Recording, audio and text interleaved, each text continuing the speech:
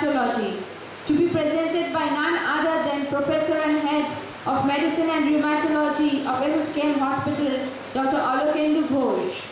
And to chair this session, we have with us Dr. B.P. Nanda, who is the CMS of CKP and also a otorhinolaryngologist of Southeastern Railway. And to co-chair with him, we have Dr. S. Basu Roy, who is the orthopedic surgeon of this hospital, and he has done fellowship in trauma in Germany in 2003 and fellowship in foot and ankle surgery from USA in 2008, and he has got multiple national and international presentations to his credit. I welcome you both, sir, to take this session. Thank you. A brief chronological history of Dr. Alokendu Ghosh, who is the professor and head of the Department of Medicine, Department of Rheumatology at IPGMER. He is a teacher in both undergraduate and postgraduate level. He is a PhD guide. He is almost a father figure in rheumatology in the city of Kolkata and nationally also. He is responsible for the very important validation of subjective definition of IBP in rural population in Bengal. He has got more than 70 publications, including JAPI and GMA. Of course, he is an avid participant in many national and international conferences. He has started the Lupus Forum, and he has got many publications in national and international level.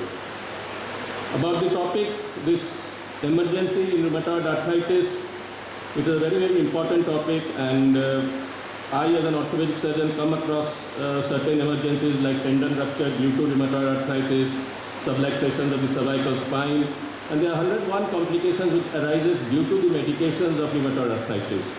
So with this, I invite Professor Ghosh to please start his oration. Thank you, sir.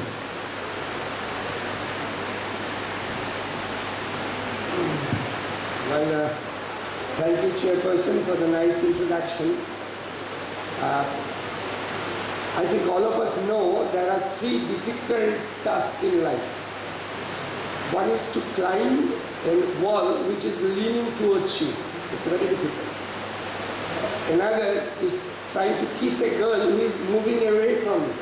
And third part is to talk on a very dry subject, rheumatology, at 4 o'clock in the afternoon and weekend. And I think that's a difficult task. And I will try to do justice without bothering you, obviously. And I have 4 or 5 clinical cases which I have come across in my practice at my institute. And I will just share with that. I have prepared second part of that one, some theoretical part, that I will leave for you to go through the notes and textbooks, and everything will be there. So let's start with the first case. Right. Case number 1. This is a 32-year female presented with inflammatory polyarthritis, and she had a classical clinical history of Raynaud's phenomenon, and she suddenly presented on an OPD with shortness of breath. And along with that, she had a swelling, volume overload phenomenon, and she had an evidences of type 1 respiratory failure.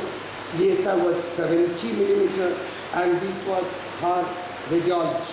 So there are clinical suggestion of volume overload heart failure, and this was associated with pericardial effusion as well, and mild tricuspid regurgitation that was a part of congestive cardiac failure. And she had a normal left-sided cardiac function. Ejection fraction was only 40%. ECG was non-specific changes.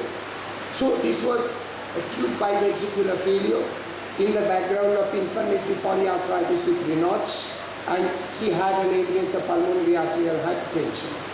So we started the workup. She had a very high titer of ANA, And I think all of us know that positive ANA is not equivalent to systemic lupus. So there are situations where ANA can be positive other than systemic lupus. One of them certainly is mixed connective tissue disease. So that's very important. And the most important confirmatory serology was U1 RLP positivity. So we started treating the patient with dialytics, with cardiotonics, with ACE inhibitors, and the most important issue was we had to start with hypertension. Because this was a case of mixed connective tissue disease who presented with myocardial injury with a very high autoimmune denominator. So in addition to addressing the cardiac failure, one has to address the immune aberration as well. She had in addition the CT findings of interstitial lung diseases. So this was a case of mixed connective tissue disease with biventricular failure. So that was one. So let's take up the second case.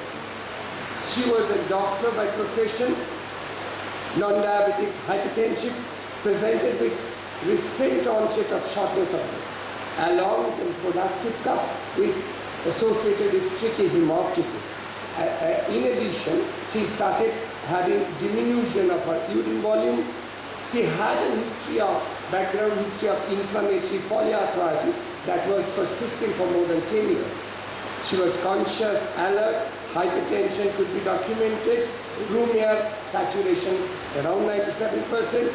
She has an intranasal hyperemia with bilateral basal crepitation. Significant anemia.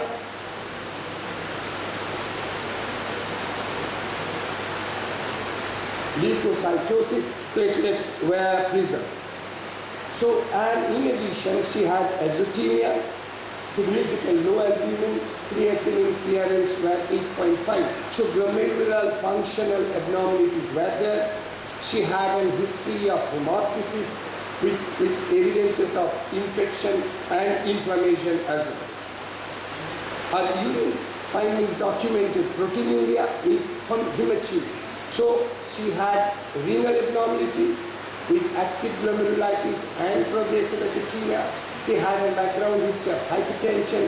In addition, she had anemia along with abnormalities of lung functional tests as well.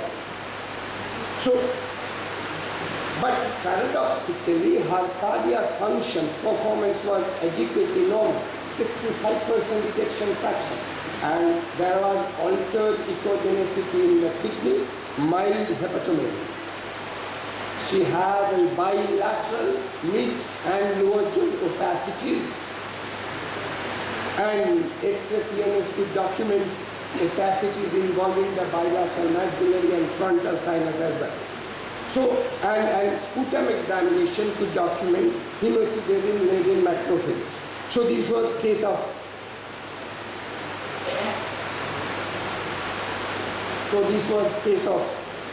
right.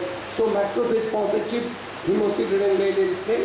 So we had to check for C-ANCA, which was very high titer positive, but rest of the things were reasonably stable, excepting very high titer positivity of rheumatoid factor as well.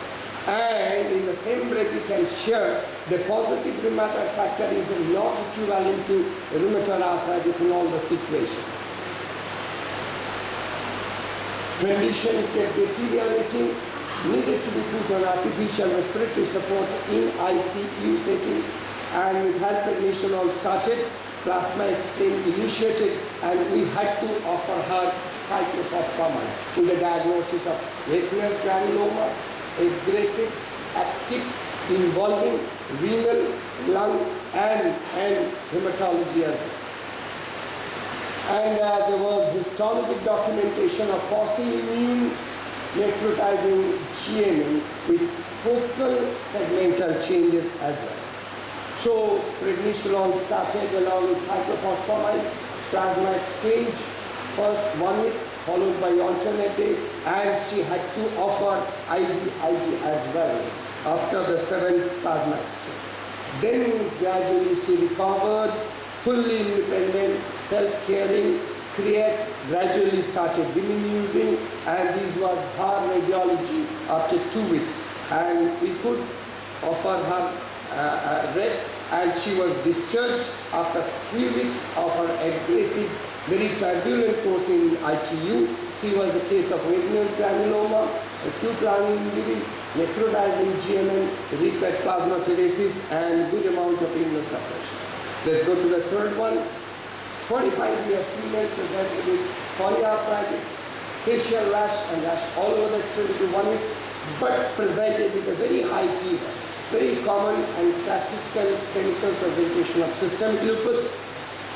And she had all the peripheral signs of systemic lupus, but systemic lupus, I remind you, when presents with fever and cytopenia, it's a very aggressive situation and demands real attention.